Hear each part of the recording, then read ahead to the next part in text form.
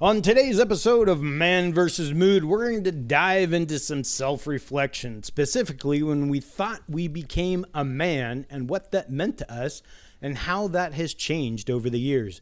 In the eyes of the government, each of us crosses a theoretical threshold into adulthood when we're 18 years old. But for anyone that knows an 18-year-old male, many don't make that jump until much later in life. And let's be honest, some of us never do. We're defined by our experiences, how we respond to them, and ultimately what we learn from the experience. As we age, hopefully our ego subsides enough to allow for introspection and growth, but that can certainly be a challenge for some to embrace. How we handle those challenges is what makes us human. This is Man vs. Mood.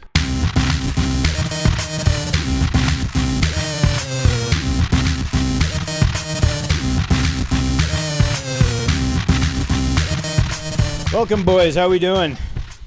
Doing all right. Doing all right? Mike? Doing all right. Doing all right? Yeah. Well, I think we're going to jump. Can you believe that? Can you believe What? how much enthusiasm I know. I'm exuding? I want you to exude more. I need more enthusiasm from Mike. Let's get into one big bomb that dropped on us. Just today, we want to share the news that Jen is departing the podcast on a regular basis, but she will be joining in the occasionally. But the move down to Arizona is a major life event, and I totally understand and appreciate everything that Jen, taught us, brought to the table, helped us out, and I think made each of us a better person, even in the short period of time that she joined us. What do you guys think? I'd agree with that. I'm a little sad. That's kind of why I'm Mike's verklempt. in a poor mood, I guess you could say. Just kind of, well, I kind of saw it coming, but, Thank you, Jen, for all you've done and for coming on and giving us your perspective.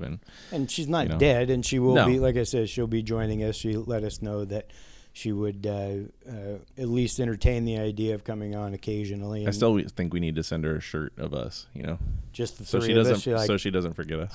I think that down in Peoria, Arizona is where she is. Yeah. If she wore a shirt around with a handicapped guy, a black guy, and a token white guy, I'm sure people will ask where they can get more of those. We should just make it a night shirt. The Three So Musketeers. Sky has to look I at it. don't know that. Well, maybe if she's looking for enhanced birth control, It would that would slip in- help her out. Like, nope, no more kids. Get the Yeah. shirt on. That's awesome. It probably worked for more than just her. If there's any other ladies out there that Yeah. want to This is try to true. repel men, they could just get a shirt of us. It's like, I'm not looking for anyone, so give me the Man vs. Mood shirt. I mean, we repel the women, so Right? this That's is what true. I'm. Well, that's yeah. This is true. So guys, no. Anyway, but I just wanted to get that out there and let everyone know that we appreciate Jen so much, and she'll still be part of the Man vs. Mood community, but she will not be part of the podcast on a regular basis. Moving on from there, let's start off with something that we're feeling blessed with. Gary, you're to my left today. You're not on the. We don't have to listen to the sound like Getting a wipers finally. a No, I dead didn't. rat getting dragged across your fucking windshield. I thought you were, when you had at the house, you had your, a sweatband on. I thought you were just wiping your brow off or Oh, something. no. Because I'm sweaty Gary now, apparently. Yeah, you are sweaty. Sweaty. Gary. What am I thankful for? I mean, I'm thankful that the sun is out. Boy, howdy. I'm thankful that Mike made it pretty dark in here so it can get nice in here Get for that us. mood. I had Yeah, to yeah, set the def- mood. Yeah, But, right. man, that's what I'm not thankful for, though, Uh-oh. is We're not going there. We're No not. more? We're not being negative. No, we no, already no, got no. bad news. no more Sierra. Right? No more Sierra. Russell Wilson to Wilson. the Broncos. Okay, Man, we'll touch on that in just a second because I think that this would be fun for the three of us to talk about. Jesus. Where? Mike, what about you? What are you feeling blessed and not unblessed for? I'm grateful for that. Have a car that actually gets good gas mileage because fuck me, man, dude, gas is ridiculous. It's crazy. But Well, this takes us back to the mid 2000s when we. I don't even remember then. Oh, you don't? No. Oh, you don't remember when oil hit like 140 or 150 a barrel? No. Maybe it was 160. Well, even back in 1990 when we invaded Kuwait, or when Iraq invaded Kuwait, not us. We went into Iraq, but yeah, it's. I mean, this is going to be. We're going to have to painful. buckle up. So, but yeah, I'm thankful for a car that gets So far great we're gas 0 for mileage. 2 on blessings, because that's I guess you're a blessing. You have a car that gets I good said gas. sunshine. Yeah, no, you did. You were my son. And then you went right to the negative. Yeah. I went to the dark after that. Yeah. Yes. Bye, Sierra. Can Sierra ever be dark though? I mean, No. But I went to the ambience of the room with the closed Wow. blinds. What the hell is that? For some reason, Siri thought that I wanted. Wow. Your phone just started Can going you guys off. hear that in the headphones? How much I love. And they you. say our phones don't listen to us. Oh no, it was off my watch. Oh. So yeah, that's. Okay, well, There we go. it's brighter That was and sunnier in here now. That is Christina Perry, Right. everyone. that is perfect timing, when we're talking about the ambiance Yeah, of the room. exactly. What am I thankful for? I'm thankful that my son is starting driver's ed next week, and that we began driving last weekend, and he didn't crash the car. Wow. So that was, I'm very thankful for that. I'm blessed, though, that he has the opportunity to go out and learn with somebody besides me, because I can be fairly intense. I can see that. I can be two things. I can be either intense, and I really try to work on that because I've already had one kid go through this. But number two, I can also take for granted that I'm just riding along and he should just know what he's supposed to do. So I kind of oscillate between the two of those, where like, Dad, what am I supposed to do? Or, what the hell are you doing? You like to vacillate, huh? Yeah, right. I don't know where I said. I don't even think that's a word. It's the ambiance, I'm telling you. Yeah, right. You got me in it. You got the curtains down, and yeah, The doilies. the doilies. Exactly. We haven't heard about the doilies in a while. But no, it was. When we have our own studio and stuff, we have to have doilies in there. We We do? have to. Yeah. No. At least something has to be on their doily. I want you and it'll to be on make. your desk. No, not I mine. want you to make a shirt out of the doilies. And wear Nobody them. wants to see that. Nobody wants to see that. No, but if they're going to see them, they want to see them on you. Okay, then I'll make you a loincloth with one. No, no one wants to see my ass in a I loincloth. like that idea too. Go for it. Why? Sweaty Gary, they'd be better to suck up your sweat. Sweat suckers. I'll Is that what I'll we use call them to wipe my brow. And we Yeah. just lost all of our listeners. Exactly. Thank you. Anyway, very let's much. get back on track here. But I do want to touch on the Russell Wilson thing and the surprisingness of that. Another word that isn't a word. Surprisingness. What are you're not a Hawks fan though, are you? Of course I am. Oh, are you? Yeah. Oh, okay. He's just a How Ducks dare fan. you? Yeah, I know, right? I was. I guess I was. Yesterday was a sad day for Seahawks fans. Yeah. Well, and Bobby I mean- Wagner today. Yeah. He was gone same day yesterday. Yeah, They same Oh, was he released him yesterday? they Oh, okay. released him to get, Yeah. Russell got traded, then Wagner got released, and Lockett's on the chopping block. Yeah, they're going to take this back to the Dave Craig days. Jesus. I heard that rumblings that they're going to go after Deshaun Watson, and I am not a fan of that. In fact, I will be very unhappy and may renounce my Seahawks fandom if they do, because I don't think there's anywhere that guy needs to be on the Seahawks roster myself. But Yeah. Anyway, So, I mean, it's tough. I mean, we'll see what happens. They got some first round draft picks and some which they needed. second round draft picks, and I think it bounced to like a top 10 pick or like the 9th pick or something from the Broncos. I thought it was 6. 6 or 9, I don't know. But I don't want to see Drew Lock start. No I'm one does. Well, terrified I'm okay of with 1 year of it because then we'll have a number 1 pick next year. Right? Yeah, that could be very well true. And then we'll lose DK Metcalf because he'll go postal on everybody for Right. nobody getting the ball to him. Right, and probably Adams too. Oh, man. But it's like, I don't know. I mean, we'll see what happens. Can't Seahawks re-sign Bobby at a cheaper contract now that he's released him? Well, Yeah. they could. I mean, if no one claims him off waivers, then once he clears waivers, then I think they He's can going to the sign him. frickin' Rams. I guarantee it. Yeah. I don't know. Bobby's getting up there though. But yeah, because I mean, Russell had a big contract. Bobby had a big contract. So I mean, if they Russell could get, had a big contract. yeah, so 50 mil. Yeah. if they could maybe draft a quarterback and then maybe not, I don't know, draft college basketball players to play linemen, that would be pretty sweet. Really? You're stupid. I think that would be the first best thing for them to do is to find an offensive line that is not old. Yeah, but they superior to the one that they had last season. Yeah, and they just traded for Fant, who is an college basketball player. What are you saying, Jimmy? He's a tight end though, isn't he? Yeah. But well, they already have Will Dissly, who was a defensive lineman. So, and I think Everett too. I would keep Everett. Yeah, I mean that's 3 solid tight ends, but. Yeah. Okay, well, that's Seahawks talk. We probably won't get back to that until they sign a quarterback. Hopefully, not Deshaun Watson. Bye, Sierra. Cam Newton's the answer, man. Cam Newton is not the answer. For a year, he is. Who made the biggest business decision in NFL history that cost them a Super Bowl? Cam Newton. That's the only answer he'll ever be. Yeah. That dude is way past his prime. I think one day we should just talk about sports. Give mental health a break. Yeah. I'm good at that. I'm fine with that. And gambling. We should talk about gambling too. Well, you want to gamble, you should open a box of sports cards. Yeah. You never know what the hell you're going to get. Yeah. I know. I've been doing really well. I know. That's what you said last time. Sold some recently in last week and a half. So I guess we'll have a cocktail episode. There you go. I'm grateful for selling some of my cards off. I've just sent a bunch in to get graded, and I got some pretty cool ones. Gary, they're not at my house. They're not here, but they're at Michelle's. Okay. I have some Damian Lillard, PSA 10 autograph and card. Damn. Yeah. Okay. That's crazy. That's pretty sweet, man. Yeah, that is. And the fact that that one lot that you got last week we were talking about, or the week before, we got, I think, a LeBron rookie or something. Yeah. Sent that in to get graded. Yeah, that's insane. And a Kobe. The Kobe one is even bigger.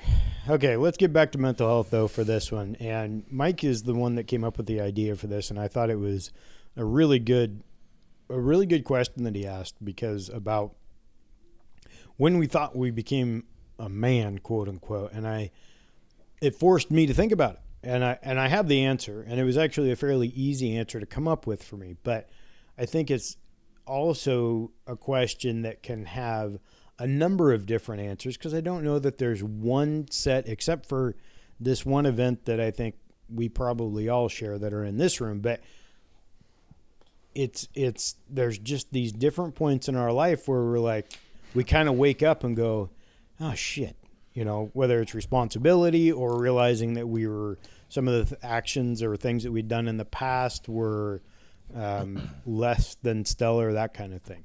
Mm-hmm. But do you want to expand upon the idea a little bit and give the listeners a maybe whether it's more detailed or a bigger kind of idea of what we're talking about? So I was listening to a different podcast, and whoa. Yeah, I don't listen to ours all the time. This guy, wow, right?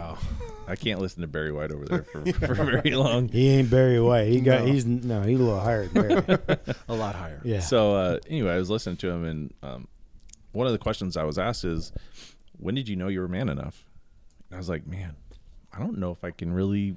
I really had to dig deep on that one, because growing up, I didn't know what it was going to be like to be man enough, because I didn't really have the models around me to know what that really was. And so, I was thinking about it, and I was like, okay, well, when did I feel like I became a man? And then did I have to earn it?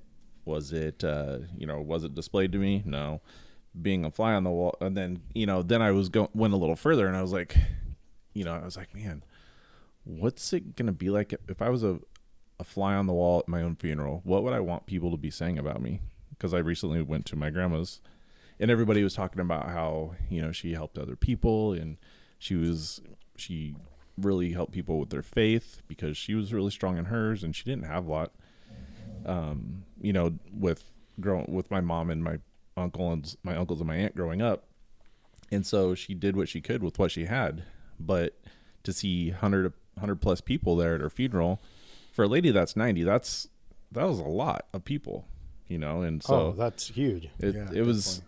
So I've really pondered that, and I'm 43 now, so I'm really thinking about my mortality a lot more. And it was just like, those are some of the questions that I had. So I threw them out to you guys and said, hey, I think we should talk about this. Yeah, and it's like I said, and that's why I say there's different levels. The point that you made though about when you were a kid, and I don't remember if there was a time when I actually sat there and thought, like, what's it going to be like to be an adult? Because of the situation that I was in, whether it was when I was younger and, my going to Alaska or whatever it might be. But you hit the nail on the head with the people that you're surrounded by help you define that, because they're leading you towards manhood, or they're trying to purposely hold you back.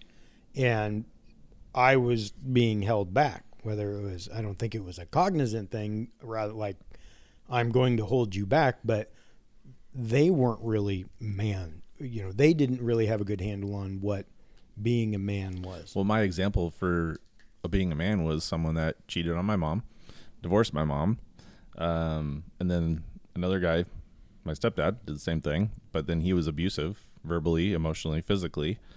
And so, and I was like, I'm never going to grow up to be like either of them. Yeah. And I sort of did in some ways. And then there was addictions that were part of that, like alcoholism and drugs and stuff like that. I never got into those, but I went down a different addictive path. So it's just back then when I thought, man, what's it going to be like to be an adult? For me, it was like, I just want to get a job and get the fuck out of here. Yeah. I want to be home. So when I got a car and I got some freedom, I was never home unless it was to sleep. Yeah. And I was the same way. See, for me, it was, I just knew I wasn't going to be an alcoholic. And then I went through a phase. Gary, what about you? What do you, I mean, because all of us had that childhood, but this is, again, where yours was so stark from ours that I'm actually kind of excited to hear. Yeah, I mean, for me, when I first found out about the topic, like, I really had to sit back and think to myself, like, when did I, become a different person? When did I change? Because for me, growing up, my examples were just the fucking worst possible people. My goals, were to not, be on drugs, not get addicted to alcohol. It's funny how we do that, isn't it? It's those things that stick out to us, like a banner every day, that we're reminded what is causing that pain, what's causing that person to inflict pain upon us. And we say, no, we're not going to do that. Yeah. But you had a multitude of things. And so how do you pick one of those? You're like, well, I still have to live, but all of these things are affecting me in such a negative way, right? So I don't know. Like, I really had to think about it and just think to myself. I can see right now how you're thinking about it and where you're going with that. And I know that the listeners can't, but I can see that in you. I mean, you're just, it really impacts you. Oh yeah. So yeah, definitely.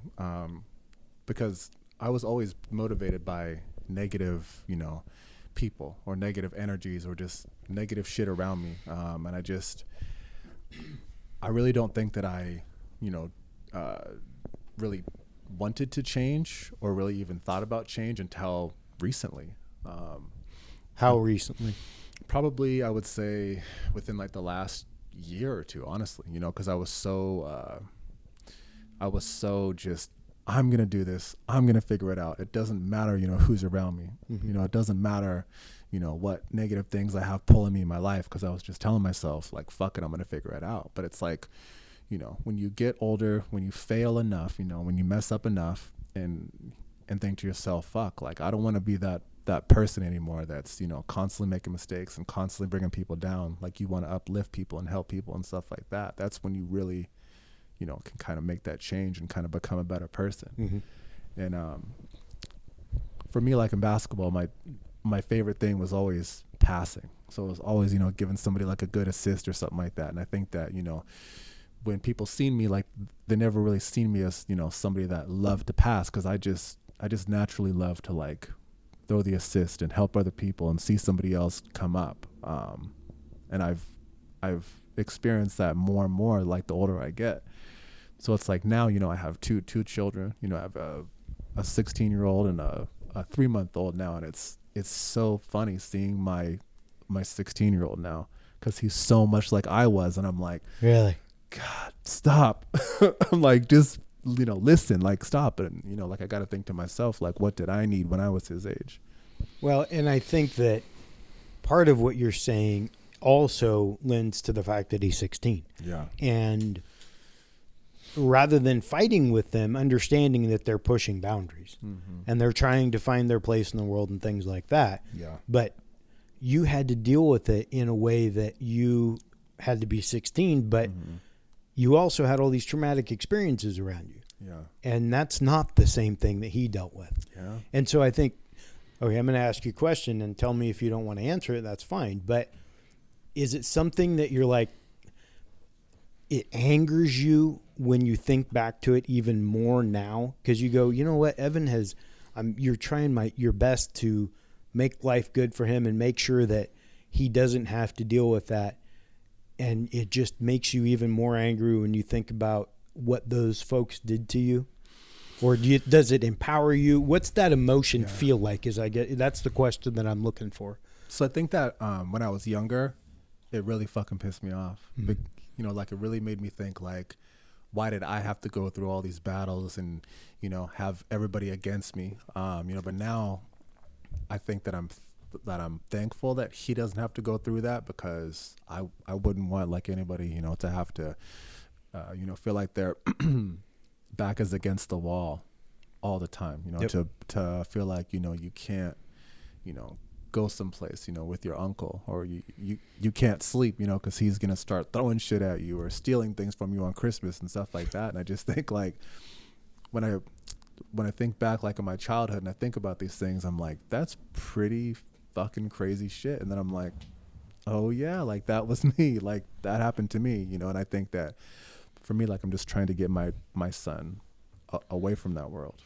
And the reason I asked you is I wanted to see how you responded to that. And you responded exactly how I thought you would. But that's that growth that you're talking about over the last 2 years. Yeah. Because Gary of 2 years ago was probably DMV Gary.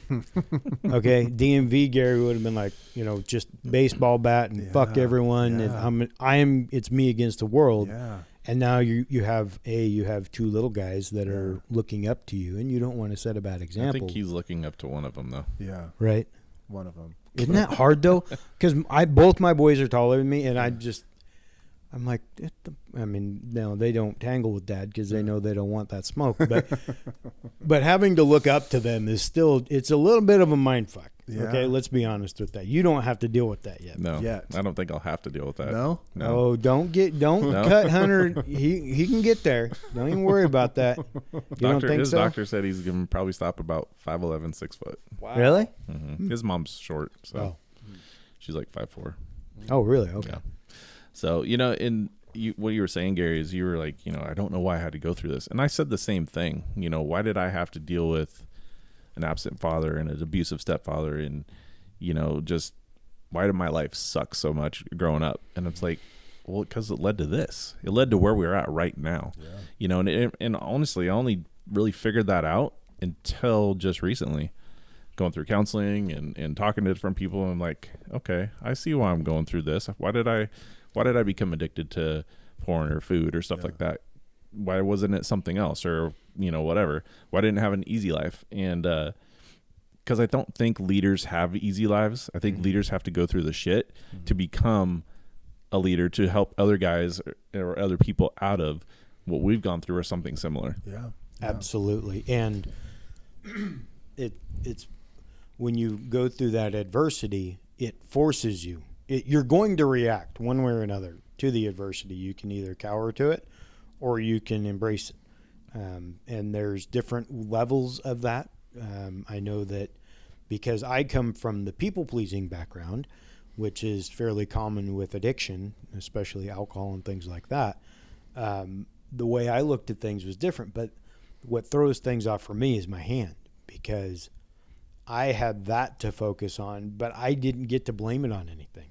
I couldn't be mad at anyone or anything like that because it just happens. And it just so happened that my grandfather had the same thing, although it is not hereditary. He didn't have his right arm from his elbow down. And so that's what always was like, what are the fucking chances of this? This happens to, they say, 1 in 60,000, 1 in 70,000, something like that. But if it's not hereditary, what are the chances that it happens to your grandfather as well? But all the other shit show, I had so much to deal with wanting to play sports and at least try to compete with people on. I didn't want any type of special treatment. That it was.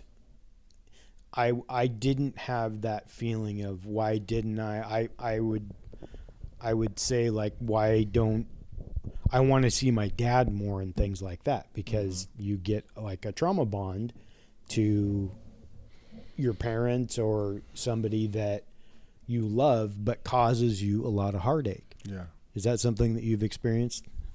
Oh yeah, definitely. And it's funny, because we're talking about, just the evolution of our life and, just becoming a better leader and becoming a better person. And it's funny because I recently like talked to a friend, like I had a call, with him, and he's like a very, successful friend, like a good person and stuff like that. And I told him that, I'm on this podcast, it's about, mental health and uplifting and being positive and stuff like that. And his reaction was, why the fuck would you do that?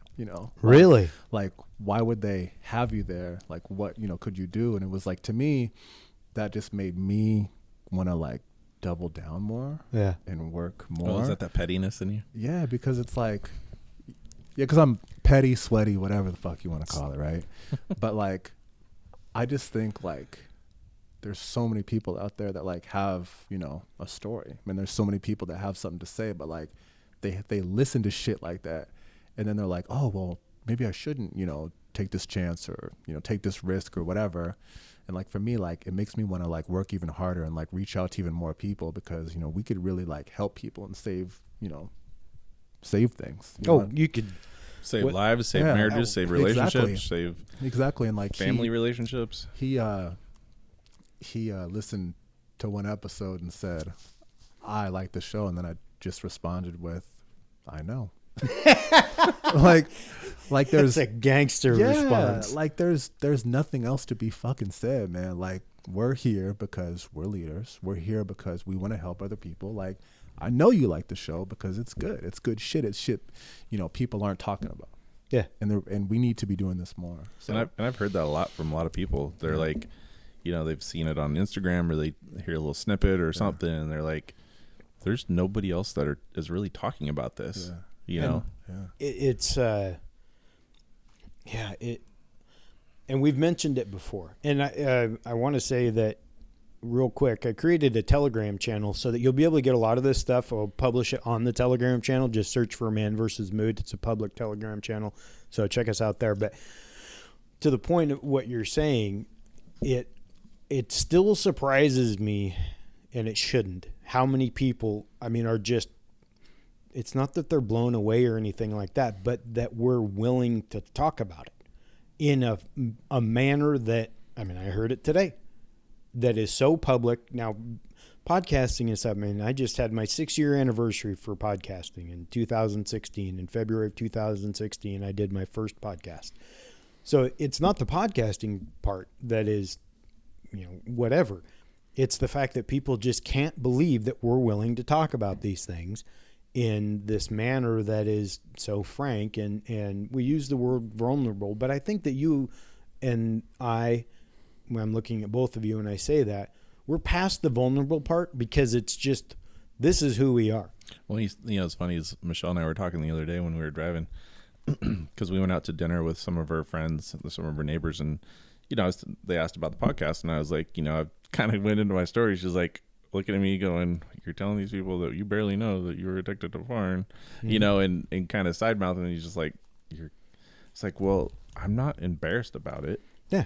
But then I also have to take in consideration her feelings. Like, maybe she doesn't want everybody to know that, and I need to be more sensitive to that. But in a lot of ways too, if I'm not true to who I am or what my past is, maybe who's to say that the guy sitting across the table didn't struggle with the same stuff or is still struggling? I don't know that, but only he does. Yeah. But I also have to take into consideration, I don't want to embarrass her or have people look down on her because of my past actions. But we're So it's a really fine line that I have to walk. it is a fine line, but I think that as long as and we strive to do this, yes, we have fun and we joke around and things like that. But when we talk about the serious things, it's something that I'm very proud of. All of us is that we don't minimize it, but we don't also have a victim mentality. It is part of the story. I mean, if I said that I wasn't embarrassed to walk around in fucking sweatpants at 407 pounds, I'd be lying to you, because I was very embarrassed and it had a huge impact on me. But I don't ever want anyone to ever have to deal with that. But I'm not ashamed of it. I'm the one that made the decision. You made the decision. Gary's made decisions, and now we've owned them. And sometimes it takes you A long time. less time, or sometimes it takes you a whole lifetime to come to that moment, and maybe you never will. Yeah. And that's why I think that it's important for us to have these discussions about and try to have some definition from different points of view on what things like when did we come into manhood. And let's get back to that. Let's answer that question. Mike, since you led us down this path. I would say for me, it wasn't until I actually stepped up and got dug into my stuff, you know.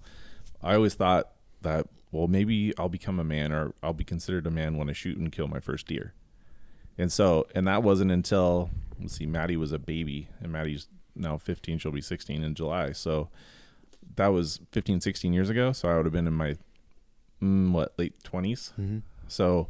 But is that because of the definition of another man? Or yeah, because I thought that's what my dad and I did together, and we would go hunting and stuff like that. So I'm like, well, maybe that's what's going to make me a man. And so I actually was probably stupid, but I prayed for a deer for me to shoot and kill my first deer. And then after that happened, I was like, I don't feel any different, you know? But now, I would say now that I'm actually stepping out and doing the things that it takes to heal from my past traumas, I think that makes me more of a man and to actually feel and not push it away and run from it and, you know, medicate it with different addictions or different, you know, things to numb it out. You know, those things I think are what are making me more of a man than what I've ever done in the past. Yeah. Gary? Yeah, it's funny because for me, like, I grew up in a household with my uncles, my aunt, and my grandparents. And for me, like, as a child, like, I thought growing up and then moving out and having a job and not being on drugs and moving out, you know, was like becoming a man, because all my uncles and all my, you know, my aunts still live at home with their parents. Yeah. They haven't Which moved. still blows my mind every single time you tell me that. They haven't. What are you talking about? I live at my mom's house. Temporarily. Only for 3 more months. Yeah, right? And just, you know, I thought that was the definition, you know, of a man, you know, like a definition, you know, like of an adult. You made it, you know, this and that. And then you do that. And then I'm like, okay, well, I don't feel any different. I didn't grow any wings. I didn't like become this cool person or anything, you know. And then your circumstances and your situation changes, you know, and then you meet some new people. And then I was playing college basketball, and then it changed. He always tells us he's a college basketball player. He likes to rub that shit in. Right. And yeah, like I just started hanging out with guys that had different goals, you know. So then you're going to clubs and bars and you're meeting girls. So then it turns to, oh, you know, if you talk to a certain amount of women, then you're a man. Talk, yeah, quote unquote.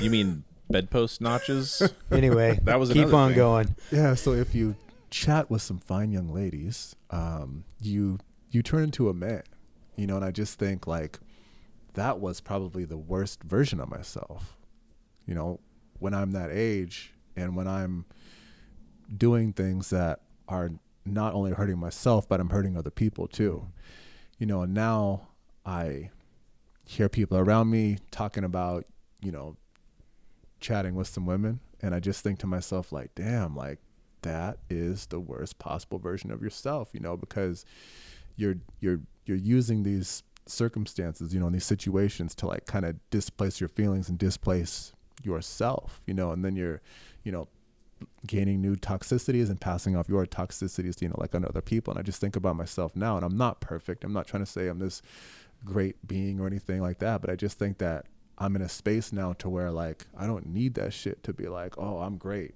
Like I want to help other people. I want to give back. I want to be like, you don't have to be perfect to fucking give back and help others and, you know, do things to better the community and better people around you. And I'm thankful for that. Like, I don't really know if I'm a man or not now, but I know that what I'm doing now by wanting to help others and wanting to give back is more of a man, you know, when you're facing yourself in the mirror than it is of, you know, doing fuck shit. I think that you hit a major thing there right at the end. It's when you look in the mirror and you're happy at who's looking back at you. Yeah. And just being... Just like that poem last week. Yeah, exactly. And just being like, I like that person. You don't have to love them because you're always a work in progress. Yeah. I think for me, I didn't have a lot of... I did a lot of searching in my life because I was kind of rudderless for a long, long time because I looked for validation from the people that never wanted to give it to me, which whether that's my stepdad, my dad wasn't here, my mom loved me to death and did a good job, but I still was looking for that male influence that would do that. And I finally figured out, you know, not long ago that I didn't need that, number one. But number two, I have two sons that need me to be the best version of myself because I think that is one of the biggest ways that your quote unquote manliness can be defined is how you bring up your children. And the legacy, if I die tomorrow or if I die in 100 years and the only thing I've done is to create two humans that are good for society, then I think that's a hell of a legacy. But I've struggled with that because life or society tells you that your success as a man or a human is defined by your what you gather, who you're with, who you're married to, what house you live in, what car you drive. Yeah, exactly. It's a lot of how tangible, much money's in your bank account, assets, things like that. And it wasn't until I kind of freed myself of that because it was the environment I was raised in. It was, you know, the car was cool and all that for them, not necessarily me.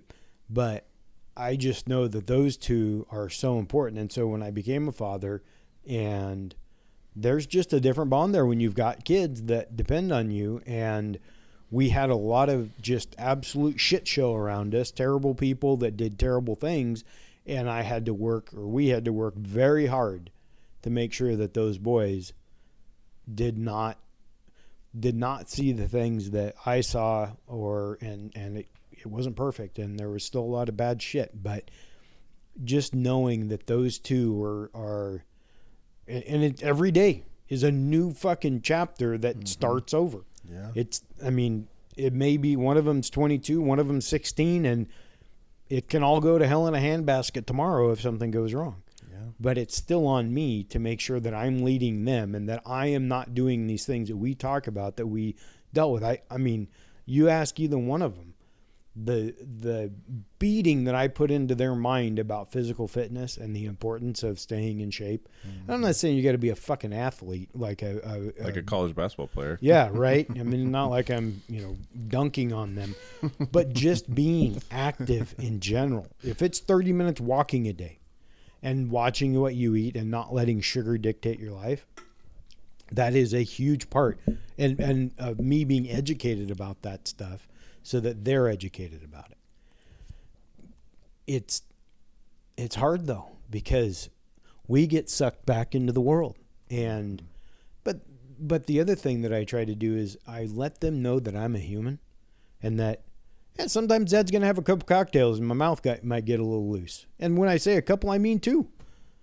I mean, just like having fun and that kind of stuff, and not like, I have to, because I have two brothers-in-law that were literally closet drinkers.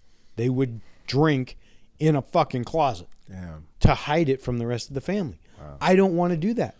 And if my 22-year-old wants to have a beer or something, fine. I don't care. We're humans. It is what we do. Okay, we have to live. So I don't ever want them to feel like I'm above them. I am just like them, and I make mistakes just like they do. So that for me is a big part of what helps define that manhood for me. It wasn't if I had a certain car or something like that. I just wanted to make sure that they didn't deal with the shit that I did.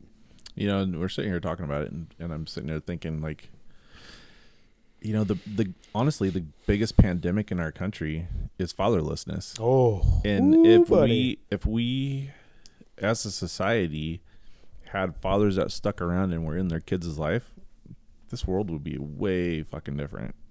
I know I would be different. I know all of us would be. Yeah. You know, if we had that male role model, and it doesn't even have to be normally like, yes, our kids, but if you don't have kids, why can't you have like a Big Brother program, you know, or something where you can, like a mentorship for life mentorship. And I have one of those, and I reached out to actually as a past client, which was Small World. He went to high school with my mom and my aunt and my uncle and over at Madison High. And I asked him after I sold their house, I'm like, you know, I really connected with them. And I said, hey, Jerry, it was really weird too. It felt really weird to ask him, but I was like, how would you feel about being like a life mentor? You know, you've been married to Debbie for ever. You guys have 4 kids. You're still married, and you guys both believe in God, and you both have had a successful career in life. And he goes, oh, it's not all been rainbows and kittens and, you know, candy canes or whatever. But he's like, I said, I know, but you've made it through it. Mm-hmm. So how have you done that? Yeah. And so, cause to me, that's a man, someone that stays with his wife and his kids and stays in the suck, you know, and sees where they're at now. Yeah. It's funny and ironic that you say that, because after the show, I'm going to talk to you about an opportunity that we're going to have to do something like that if we want it. And I think we do. But it's leading in, I think I've mentioned it on the show, but Scott Galloway, who is on the Pivot Pod that I listen to every week, he says, and it's one of my favorite things that he says, is that greatness is in the agency of others. Giving to other people is the best thing that we can do. And to your point about the fathers, we have a huge problem with absent fathers, but we also have a problem with fathers that are present, but they're absent. They're not handling their business as a dad, whether they're kicking their kid to, you know, play video games, not showing them affection. That is a huge one. Just giving your kid a hug. Tell him I love you. That kind of thing is what, when I think back to my childhood, when I struggled with those things, because I didn't get to see my dad but twice a year, maybe 3 times, but usually twice a year. And that's what I really missed. So it's having that bonding time and just listening. That was something that I wished because I was always running around trying to fix shit for people, whether it was a drunk dad or whatever. Just listen to me. You know, whether I'm 10 or I'm 20, it didn't matter. Well, I think that's why we like our podcast so much, is because when we get together, we're like, oh man, we need to talk, because I've missed you guys for a week or a week and a half or whatever it is, you know, and then we're like, oh, so it feels so much better to get all that off my chest. Right. And like, it's interesting, you know, for me to sit here and listen to Will, because it's like my dad, you know, had 20-something brothers and sisters. Are you shitting me? And Gary, you are just you are a Russian nesting. I don't know where. Wait. Yeah, right. Let's call Ukrainian. Because you just keep showing us new things. I love it. And he said to me that he never even remembers his dad giving him a hug. Really? Like, he never remembers, you know, spending any quality time, you know, like with his dad. And it's interesting because, like, for me, like, my dad wasn't there for me. Like, he wasn't there for me. And it's like, for me to think about, I mean, my dad wasn't there, my mom wasn't there. Like, I was raised by my grandparents. And for me, like, one of my favorite things now is feeding my little son, because it's so quiet. It's so peaceful, and I'm just sitting there and I'm holding him and I'm giving him his bottle, and you know, like, I'm looking him in his eyes and I'm telling him that I love him and giving him kisses and hugs and stuff like that. And I'm just like, man, this is where it's at. Like, this is life. This is, you know, like, your you know, your lineage and stuff like that. This is your, you know, this is your family.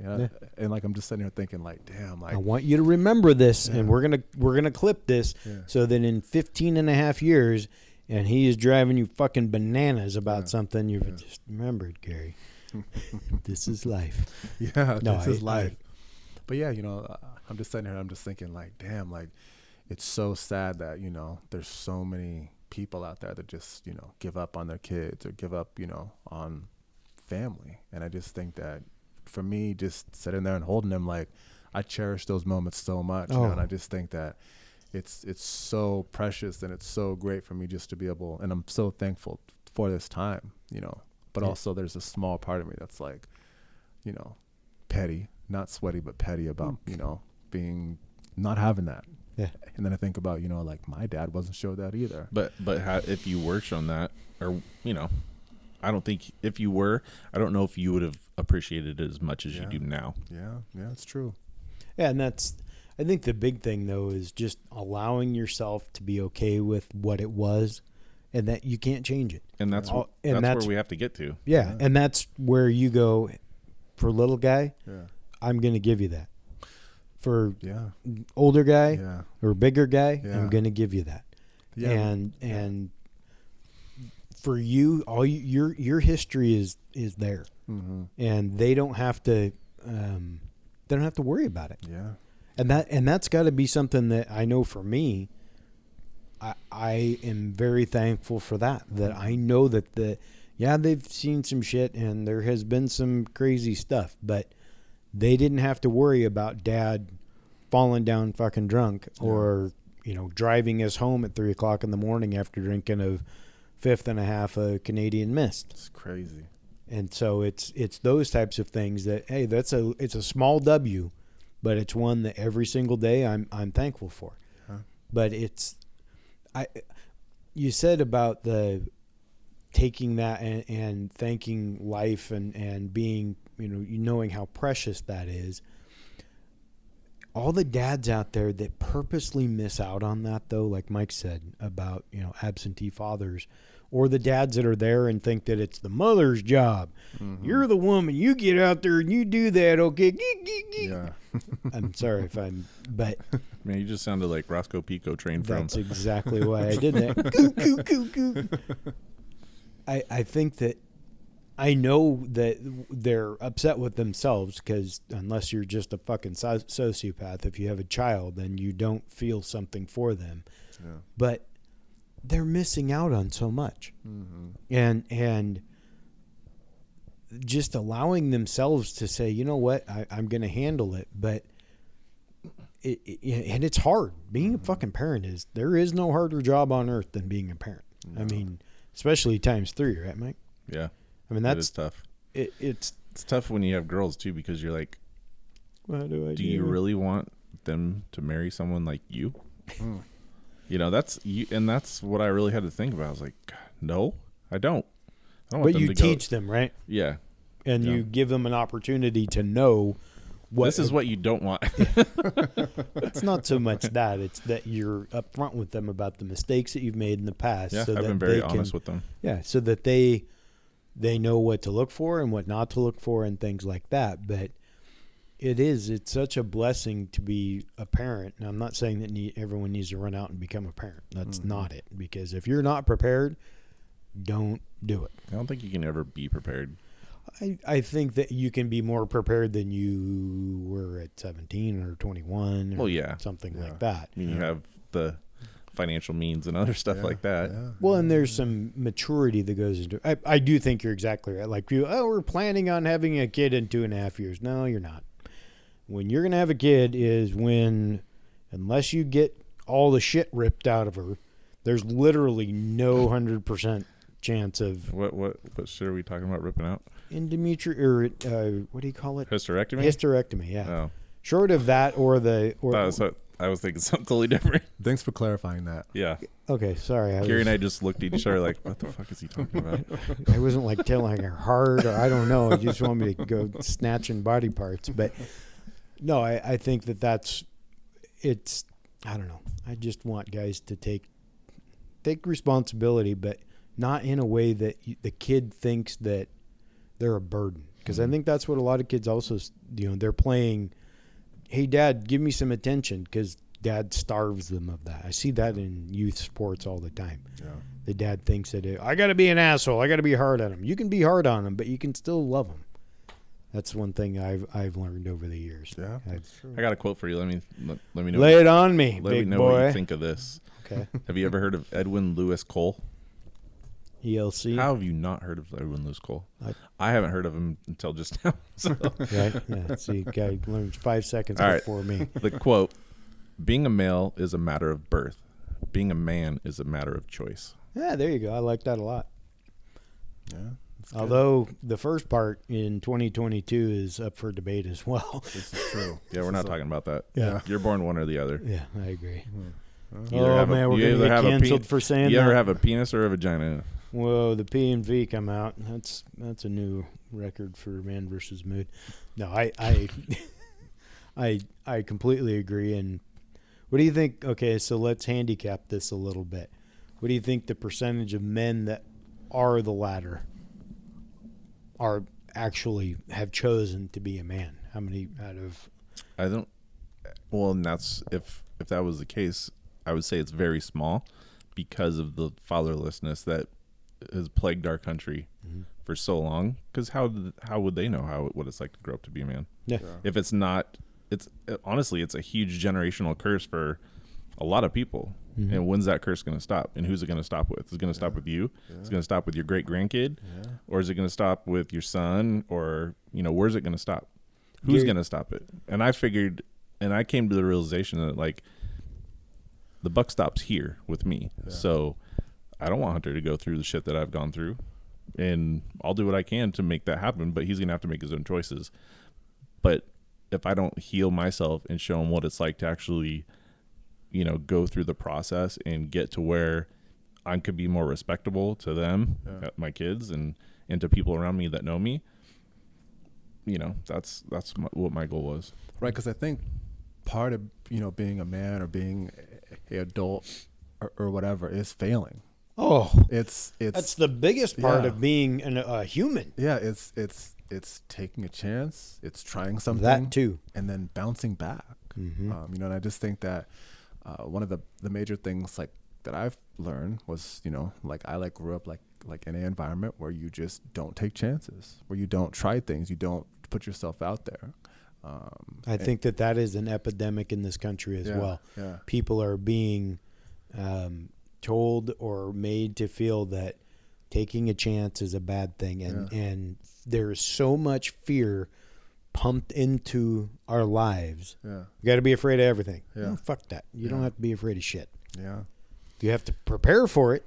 You don't have to be afraid of it. Right. And I don't know. So I just think the worst teacher is success in a way. Well, I think it's how you handle it. Yeah. I mean, are you going to be a Kobe Bryant with success and still? Well, look at how much of a father he was to his kids. Oh, absolutely. Yeah. Now there is a spot in Kobe's past that can be dark, and you have to acknowledge that. But We won't bring up Colorado. yeah, well, it's something that at least needs to be acknowledged, in my opinion. But for him, what Kelsey told us, in him being so willing to just take the picture, where a lot of guys can be complete fucking douchebags, and get out of here or whatever it might be. Oh yeah. That is when you have that level of success, when you have transcended society, like Kobe had, and you're still willing to talk to somebody like, hey, what's going on? That tells a lot about somebody's character. Oh, for sure. Because you see people, somebody gets a fucking Ferrari and they think all of a sudden they're president of the world. Yeah.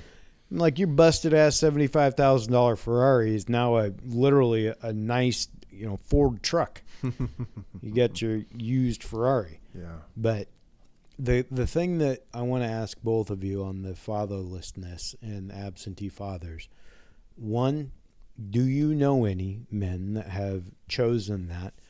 And two, have you ever had an opportunity to talk to them about it? I have not. I'm talking about guys that literally deuces, I'm out, leaving the kid with you.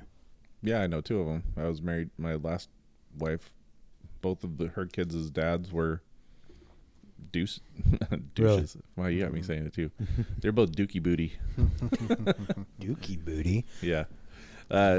One pieced out and saw his kid 3 times. Last time was 9 months old. Mm-hmm. And then the other one was in his life in and out. And then he didn't talk to him for 8 years during his formidable years. And so, I'm now pressed into that position. Yeah. So. And that's, did you ever have a chance to talk to either one of them about it though? And like on a, Gary? Yeah, I mean, for me, I know far too many, people that are, fatherless or, guys that just chose to not be there. They'll play the game, but they don't want to deal with the aftermath of playing the game. Yeah, and it's just interesting. You just think about, for a few of these people too, they didn't have moms, they didn't have dads, they didn't have role models, and then they're, letting their child grow up, in like a single parent household. And I'm just thinking to myself, like, why would you ever want your child to go down this path of not having a mom or a dad, in this world, when you need somebody, to lean on? Lean on is a really good way, because that's almost physically that's where that embrace comes from. And the reason I asked you guys is because I really like to understand why people do what they do. And even if I disagree with it, I want to understand what drove them to that. And this is not something that is like a one-off. This is like 40% of fathers or something. I mean, it's a really big number, the number of men that are absentee fathers. I thought it was more than that, like 75%. Yeah. I don't think it's quite that high. We can look up the stats, but and it could be. I really don't have a good point of reference on it. I mean, we could get into the whole, race thing and everything, but I don't think that needs to be go there. But no, it's just guys. You're a fucking guy, and you're choosing. It doesn't matter what you look like. You're a man. You've chosen not to engage with your child. Well, and how much pressure from our society has been put on us to succeed, because that's what, you're not a man unless you succeed. Oh, absolutely. So that pressure put on us, you gotta appease everybody, and a lot of guys mentally can't handle it. No, they crumble. They break, and then that's where you do get that absenteeism, or then they turn to other stuff to medicate. So, or they continue down that path and have multiple children with multiple women and aren't in any of their lives. And that is just something that because I can't understand what that would be like, and the ability to not take responsibility for what you did and literally what you've made. I can't wrap my head around that. And I mean, I know some guys will make, maybe the guy and the mom will have a big fight, or she says, I don't want you in my life. And they're apart for a while, but at least they make an effort to come back into it. And there is a lot to be said for incredibly toxic relationships between mothers and fathers, and both of them going to drastic measures to keep the other one away from the father. So I don't look at that as equal in this, because there's a lot of guys that want to be a part of their children's life, and the mother just, or vice versa, makes it so that they can, or make stories up or whatever. But that percentage is probably very lower. Oh yeah, absolutely. But I would like to, that's why I asked you guys, is if that's something that you've ever been able to have kind of a man-on-man conversation with somebody that has made that, and Gary, with you and the prevalence of that in your family, what you just said, you said your dad had 20 brothers and sisters. He had 20-something brothers and sisters, and all from like the same mother, or from? So his his dad had multiple wives. Okay. My dad was born in Lagos. Oh, okay. Yeah, so So- that was kind of So is it a part of cultural? Yeah. It was like, it is what it is, right? So, my dad came here, and my dad, was living that lifestyle, So I have 2 older brothers, one brother that's like a couple years younger than me. And then my dad got remarried, and his wife didn't have any kids. So, she goes, I want to have a child. And he's like, well, I have kids. I'm good. And then she's the boss. So they had kids and, they go to the doctor, and the doctor's like, congratulations, you guys are pregnant. And my dad was 52 at this time. Oh, shit. Congratulations. Okay, that's a little late. Yeah. There's 1 beating heart, 2. Oh, no. Don't. 3 triplets. Way. He's an onion of amazing. Gary just keeps peeling off another fucking layer. So I 52 have years How old many with siblings triplets. you have? like 6, something like that. But Wow. Something like that. something like that. I should do 23andMe and see if I have any out there. Right. But yeah, so now my dad, he's married, and with that wife, he has 3 kids. They're all 12 now. So it's 2 boys and 1 girl, and No shit. Well, was she on IVF? I think so. Oh, okay. Then think that's so. pretty common then. But still, Fuck. 3. 3 kids at 52. Damn, Gina. That is some shit right there. Right. Wow. Right. And See, I made sure I went and got my shit cut. And Yeah. guys, if you need to question whether you need to get your shit cut or you need to have your wife have her plumbing ripped out, go Yeah. get your shit cut. yeah, because she went through all that shit. So, Man. Well, I've been asked to get my shit cut. Do it. It's fucking easy. It was a weekend. I don't like pain, man. It is not pain. I'll fucking kick you in the shin. It'll hurt more than that. No, I'm not kidding. You know what the shot hurts? The one that goes up the middle Yeah, that's And- pain. Oh, for no. a fucking second. Literally, like 1.5 seconds. Okay. And then it's over. Well, maybe if you go, I was awake for the whole thing. We were sitting there bullshitting about poker. maybe if you go with Mike and hold his hand. I ain't there, holding yeah. his You guys hand. you're gonna both have to come with me. Wait, I'll go to the waiting room. You got to sit next to me. and No, hold my we hand. get COVID. Oh, We can't okay. be there. Yeah, you can, well, are you kidding me? No. COVID ends on the 12th. I'll fucking call up old Jay. Like, Jay, I need you to put that shit back on this day. I'm not going in there. You don't know what did I tell you what what the hell are they called? What is the doctor called that does that works on your junk? Anyway, he walks in because A junkologist? No, he's not a junkologist. An archaeologist? No, yeah, dust off the cobwebs. I'm laying out on the table, and he walks in, and he goes, "I know that scrotum anywhere." I'm like, and it's really bugging me that I can't remember that, but I'll remember in a second. But yeah, no, guys, Proctologist? no, there's not. Anyway, that's a gastroenterologist. No, Anyway, podiatrist. go out and no, it's not your foot. Get that shit done. In fact, March Madness starts. I'm sure it's probably too late to get your appointment for this year. But if you're going to do it, just get it taken care of. And the other thing I can tell you, okay, 2 things. He's a urologist. Urologist. Just thank had to you. Google that I shit. know. That was going to bug me. There's 2 things I'm going to tell you. Number 1, get frozen peas. Keep them, or get like 3 bags of them and just keep them on rotation, or corn. Not frozen. They form around. Exactly. Don't get fucking chunks of ice. Nothing. Get peas because they're contouring. Do you eat the peas after you? No. Why you gotta?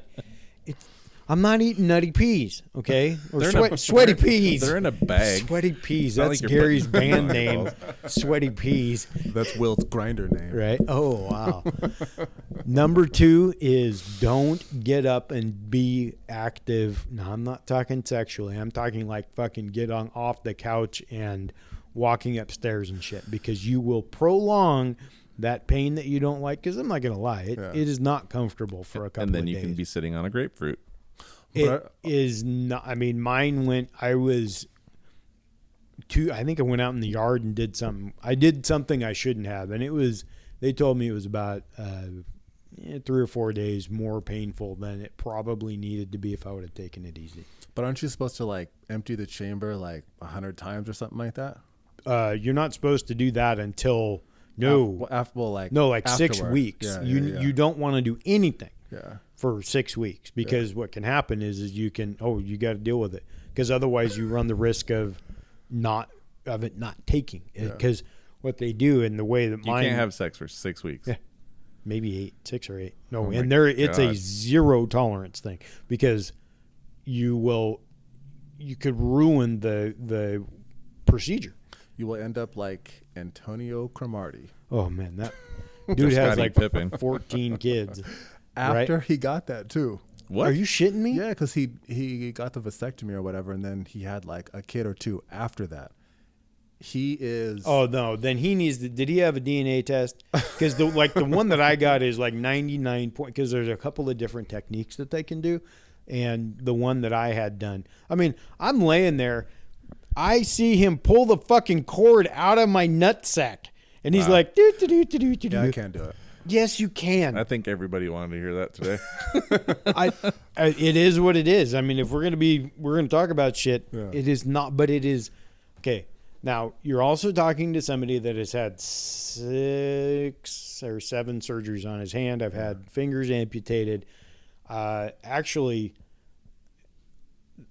I'm amputation and the stent that I had placed for my kidney stones is damn near 50-50. Not the actual procedure. The procedure when I got out of the kidney stone, it didn't hurt quite as bad. It was when I had to go to the bathroom. But drink lots of water and don't get kidney stones, because that shit is fucking terrible. Stop drinking energy drinks. Yeah. Yes. I was gonna go home and have a nice plate of spaghetti, but after that visual, I think I'm just gonna throw it in the trash. Well, You don't want to eat noodles? yeah, exactly. Red noodles. As Thanks, we, Will. as we begin to wrap this up off of, I mean, we just Man, kind of we're went. rabbit trail. Yeah, but I'm serious, guys. If you're out there and you're thinking about getting a vasectomy, ladies, if you need me to be a cheerleader for your husbands, hit me up. I'll do a cameo. No, I won't do a cameo. Just hit me up. I'll send them a video. Because Hopefully not of your. wow, again. But if they need to know that they're going to survive it and that their manhood is not going to be lessened or their virality or anything like that, because it is definitely worth it. And if you understood what a woman has to go through in a hysterectomy, any man that makes his wife go through a hysterectomy over getting his own shit cut, that ain't a man. So knowing out of experience, that totally changes a person. A hysterectomy, a full Oh, hysterectomy. fuck, yeah. Even if the ovaries are Big still time. left, Yep. and I can't speak for all women. I'll speak from the one that I know of. Yeah. They still they'll gain a lot of weight. They'd have trouble losing it. Their mood changes. Oh, they're drastically. almost a different person. Like Yeah, their they whole have to go personality on and to everything changes. hormone replacement therapy. Not if you leave the ovaries. Oh, okay. But even then, it still messes with their, Oh, it messes them up. yeah. My mom went through the whole thing. It was, So get your nuts cut. yes. And it's Spaghetti.